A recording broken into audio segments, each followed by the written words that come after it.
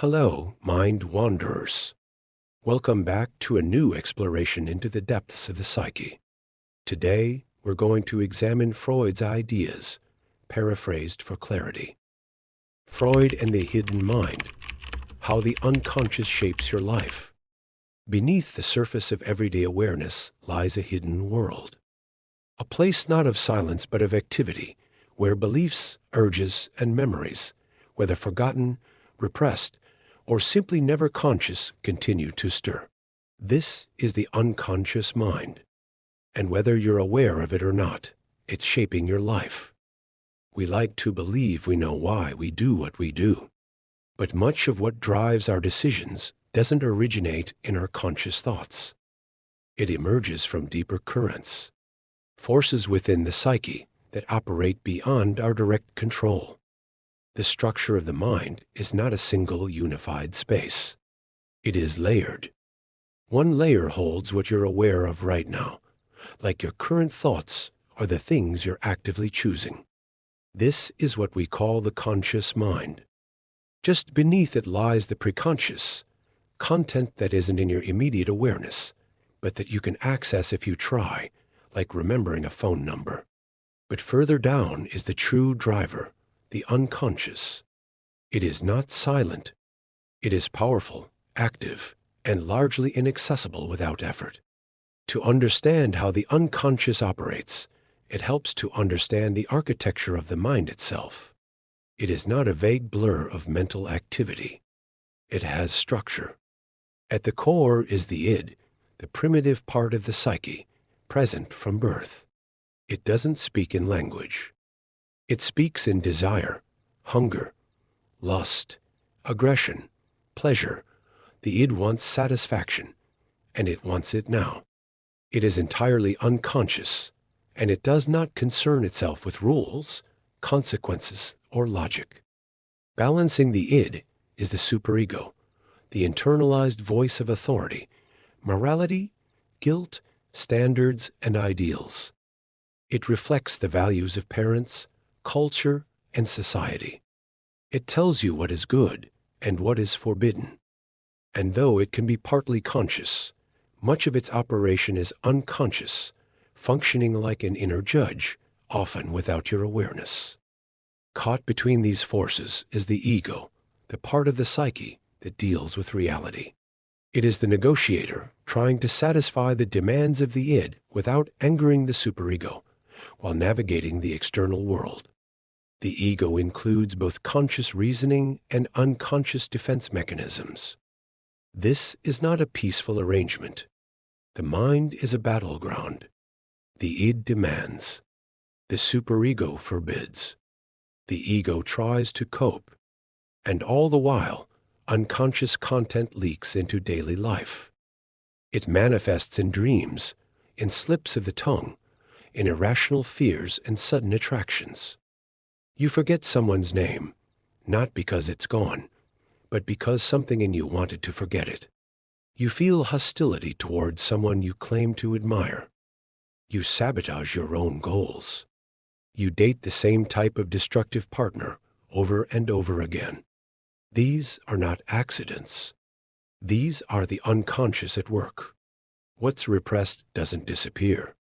It lives on, reshaping behavior from beneath. Sometimes what we repress is traumatic. Sometimes it's simply inconvenient, like desires that don't fit with our image of ourselves or thoughts that violate our ideals. These elements are banished from awareness but not destroyed. They become part of the shadow landscape of the mind, where they grow in complexity and influence. You think you're in control, but the unconscious is not passive. It acts. And when what is repressed becomes too powerful, it can break through in the form of neuroses, compulsions, and anxieties. The very symptoms people suffer from are often messages from the unconscious, coded expressions of internal conflict. Yet here lies a paradox. The unconscious is not the enemy. It holds not only our chaos, but our potential. To become more whole, one must begin to make the unconscious conscious. This does not mean uncovering every hidden impulse, but it does mean becoming aware of the forces within us that shape our lives, the patterns we repeat, the defenses we use, the truths we avoid. There are ways in. Dreams are one such gateway. They are not just random thoughts and images, but coded messages from the unconscious. In symbols and distortions, they express truths that can't yet be faced in waking life. Free association, the act of following thoughts without censorship, can also allow unconscious material to rise. And above all, observation, noticing the emotional reactions, slips, tensions, and desires that don't quite make sense on the surface. Awareness is the beginning of transformation. You cannot change what you will not face. But the more you understand about your inner life, the less control it has over you in secret.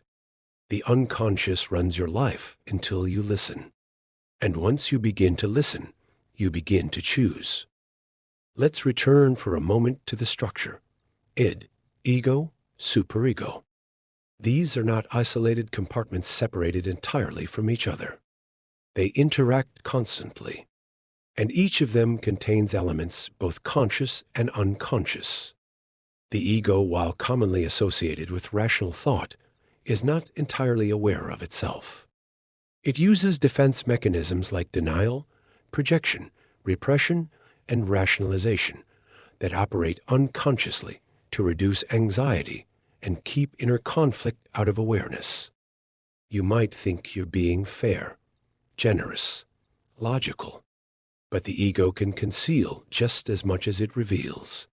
The superego, too, harbors unconscious rules. You feel guilt without knowing why. You strive toward ideals that don't reflect your own values. These are signs that your moral compass may be inherited rather than chosen, an echo of someone else's voice, not your own. Even the id, despite being deeply unconscious, can erupt into conscious awareness, especially in moments of strong emotion. Attraction, rage, jealousy, these are raw expressions of the id that push through into the conscious mind. So, while the id itself is unconscious, its effects can be consciously felt. What does this mean for your life? It means that a great deal of what you believe to be your personality, your preferences, your choices, might actually be patterns laid down long ago, hidden from your view. The way you react to authority, the partners you choose, the career path you follow, the ways you avoid conflict or seek it.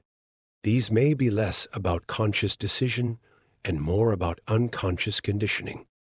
And this is why understanding the unconscious is not simply a matter of curiosity. It is essential for change. The intention is not to bring everything into awareness at once. That would be overwhelming. The purpose is gradual integration. Noticing, asking questions. Why did I react so strongly to that? Why do I always end up in the same kind of relationship? Why can't I finish what I start? These are not surface-level questions. They are doorways. You can begin this work of exploration through reflection, through journaling, through examining the stories you tell yourself and the ones you avoid. To live unconsciously is to be moved by forces unseen, guided by invisible hands.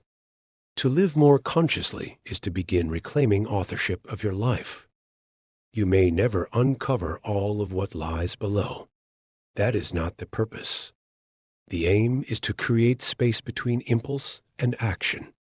To recognize that not every thought belongs to you, not every emotion is permanent, and not every fear reflects reality. The unconscious is not simply a vault of buried pain. It is also the wellspring of creativity, intuition, humor, and imagination. The same source that stores your wounds holds your potential.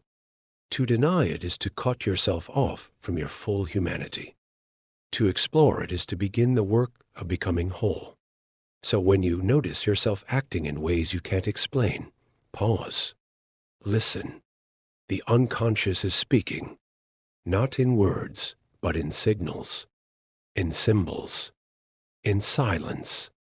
And if you learn to understand its language, you may find that what you thought was chaos is in fact a kind of logic. A map, not of where you are, but of what still needs to be seen. In the end, we are not just what we know. We are also what we have yet to understand.